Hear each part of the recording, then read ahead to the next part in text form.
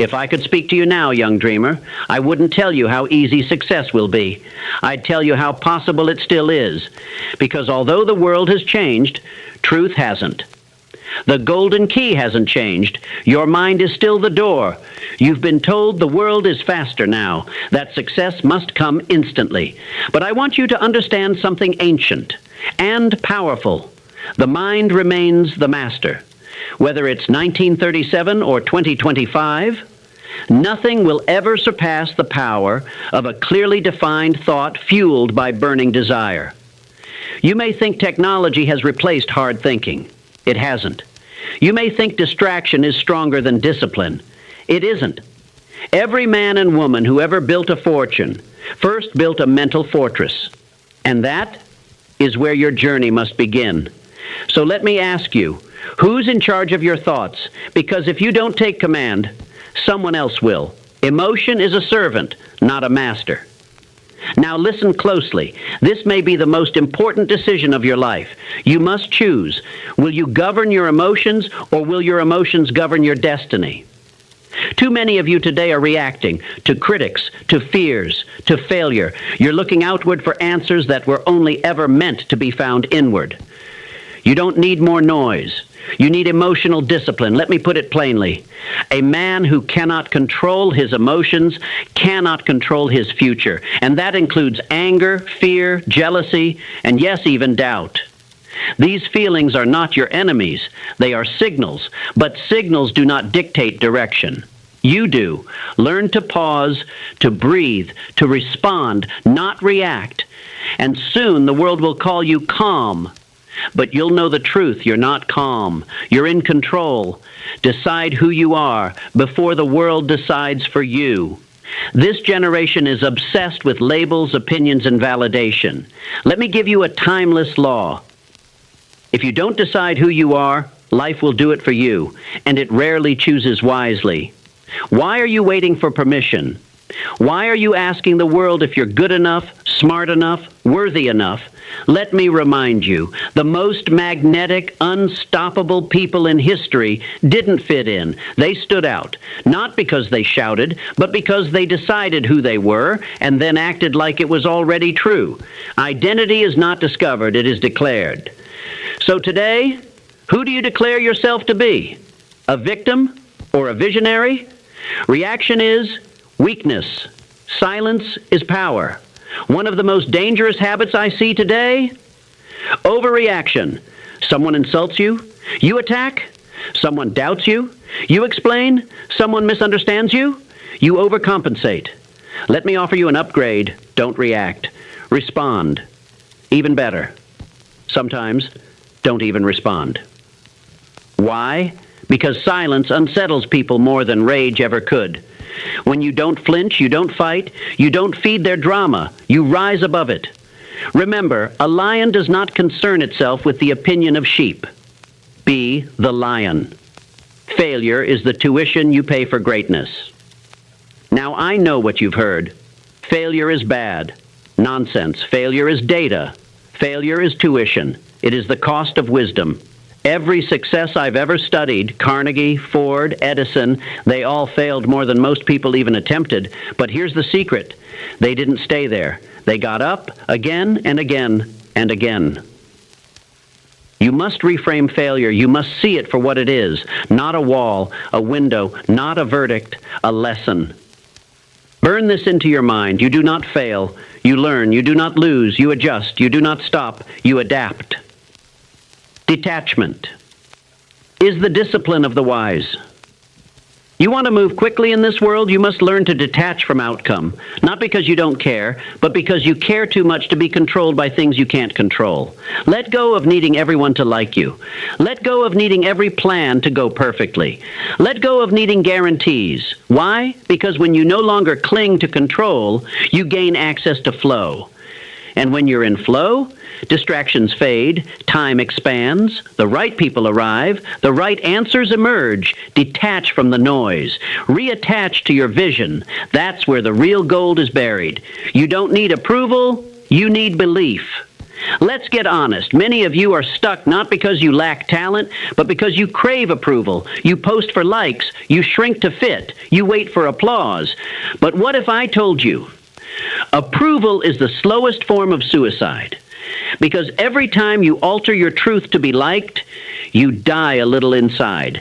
Stop waiting for someone to believe in you. Believe in yourself so deeply that they have no choice but to catch up. You don't need to be discovered. You need to be decided. Your energy is currency. Spend it wisely. Every morning, you are given a new energy budget. And the question is, where are you spending it? Are you wasting your mental money on worry, gossip, comparison, regret? Or are you investing it in focus, creation, learning, bold action? Your attention is a bank account. Every thought is a transaction. And over time, those transactions either build wealth or leave you bankrupt. So here's the rule. Don't spend emotional energy on what won't matter 5 years from now. Make every thought count. Stay calm in chaos, and you'll be unforgettable. Want to command a room? Don't be the loudest. Be the stillest. Still minds make waves. Still minds lead. Still minds win. In a world where everyone is chasing speed, you become powerful by slowing down. Pause before you speak. Smile when they expect you to lash out. Step forward when everyone else steps back. Why? Because while they react, you rise, move in silence, execute in excellence. Let me finish with a law that will never expire. Your moves should speak louder than your mouth ever could. Too many people talk success, post success, tweet success. But real power, it moves in silence, not because it's afraid to be seen, but because it knows. The work is the proof. So the next time you're tempted to announce your goals, don't. Just build.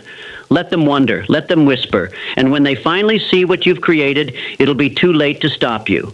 Train the mind daily, or the world will train it for you. Let me be clear. If you don't discipline your mind, society will do it for you. And society doesn't train minds to succeed. It trains minds to obey, to doubt, to consume, to compare. So you must take back control. Every single day, you must feed your mind like it's sacred, because it is. Read what strengthens you. Watch what inspires you. Think thoughts that sharpen you. This is not motivational fluff. This is mental architecture. You are building a skyscraper, not a shack, and no great building was ever created without daily effort. So train, even when it's boring, especially when it's hard. Because the undisciplined mind doesn't default to greatness. It defaults to mediocrity, associate with strength, or be weakened by proximity. You may think your environment is neutral. It isn't. Every person you speak to, every voice you listen to, is either watering your growth or draining it. You must guard your circle like your destiny depends on it, because it does. Look around. Are you surrounded by ambition or excuses? By clarity or confusion? By builders or blamers? Let me give you a law I learned long ago. You become the average of the people you spend the most time with, mentally, emotionally, and financially. So if you want to rise, upgrade your circle, and if you can't find it yet, build it, become it, lead it. Because great minds don't wait for permission. They create conditions for success. The power of purpose over pleasure. Modern society will try to sell you pleasure as success, fast dopamine, easy distractions, temporary highs. But listen carefully. Pleasure fades. Purpose builds. Pleasure is a sugar rush. Purpose is soul nutrition. Pleasure is cheap. Purpose is earned. You want a life that feels meaningful? Then stop chasing what's easy and start committing to what's eternal. Wake up with a mission that makes you immune to excuses. And if you haven't found it yet, don't panic. Start with this question: what am I willing to struggle for? Because in that answer lies the seed of your purpose. Plant it, water it, and protect it from distraction like your future depends on it, because it does. Turn pain into power, not poison. I won't lie to you. Life will hit you. You will lose things. People will disappoint you. Plans will crumble. But what you do with that pain, that choice, defines everything. Most people let pain become poison. They carry it, replay it, resent it. But the great ones, they convert pain into power. They extract wisdom. They double their strength. They use it as fuel. You see, pain is a teacher. But only if you listen without bitterness. You were not meant to be wounded forever. You were meant to be forged like steel in fire. So when pain visits you, and it will, ask yourself, how can I use this? And then rise, smarter, sharper, stronger. Because your story was never meant to end in suffering. It was meant to begin there. Act as if, until it becomes who you are. I'll leave you with one of the most powerful principles in the world. It changed my life. It changed the lives of millions. Act as if you are already the person you aspire to become. Not faking, forming. If you want confidence, walk, speak, and move like someone who already has it. If you want discipline, show up and execute even when motivation disappears. If you want success, structure your day like someone who earns it. The mind follows behavior, not the other way around. You don't become great by waiting to feel ready. You become great by acting ready long before you feel it. That's how beliefs become reality. That's how habits become identity. That's how dreams become destiny. So let me ask you, are you ready to become what you believe? Because greatness isn't an event. It's a decision you make daily. And if you make it enough times, the world eventually catches up. If this message stirred your soul, then don't just listen, live it. Comment below. I build my mind. I create my life. And subscribe, because this journey isn't over.